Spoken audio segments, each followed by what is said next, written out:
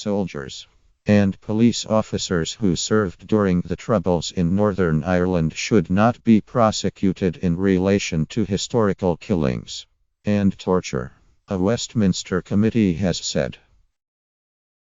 The House of Commons Defence Select Committee has demanded a de facto amnesty granted to Republican and Loyalist paramilitaries under the 1998 Good Friday Agreement be extended to Army and police veterans involved in controversial killings and other incidents in the Troubles. It wants the next British government to introduce an amnesty for police and troops who served in the region between 1969 and 1998. However, the report published on Wednesday has been severely criticized by Amnesty International, which described it as a betrayal of the victims of state violence. Patrick Corrigan, Amnesty's Northern Ireland Programme Director, said, "The Defence Committee's call today would in effect be the granting of a blanket amnesty. Human rights abuses committed by former members of the security forces in Northern Ireland. It would be an utter betrayal of victims' fundamental right to justice."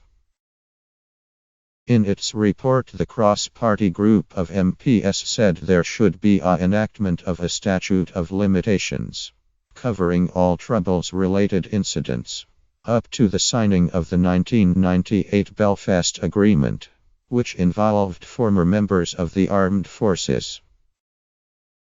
The parliamentarians added, "This should be coupled with the continuation and development of a truth recovery mechanism, which would provide the best possible prospect of bereaved families finding out the facts, once no one needed to fear being prosecuted."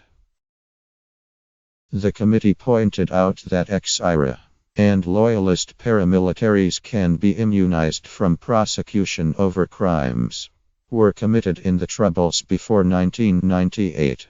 This led during the period after the Good Friday Agreement to hundreds of IRA and Loyalist prisoners being freed early from jail. The MPs want this de facto amnesty to be extended to former members of the Royal Ulster Constabulary. Last year, 2 retired soldiers became the first members of the British military to be charged with murder in connection with a Troubles-related death. The pair are being prosecuted over the killing of official IRA commander John McCann, who was shot dead in central Belfast in 1972. Amnesty International said the recommendation from the committee flew in the face of international human rights law.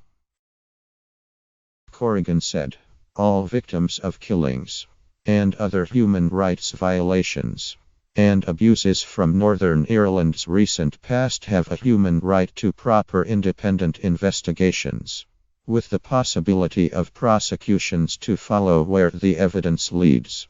This is true whatever the identity of the victim and whatever the identity of the perpetrator.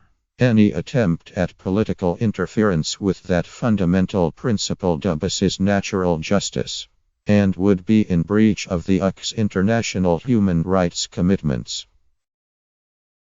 Moves to investigate security force killings by the Police Service of Northern Ireland, SNI, and the Historical Inquiries Team have been criticized by unionist politicians, Loyalist paramilitary representatives and former senior army officers for allegedly being one-sided.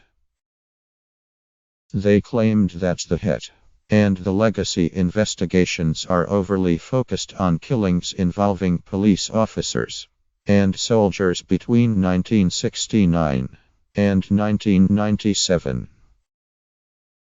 The SNI is also carrying out criminal inquiries into the actions of a number of British soldiers during the Bloody Sunday massacre in 1972. When troops opened fire on an anti-internment rally in Derry, which led to 14 deaths. No soldier has ever been prosecuted over the Bloody Sunday deaths. More than 3,500 people were killed during the conflict, of whom 52% were civilians.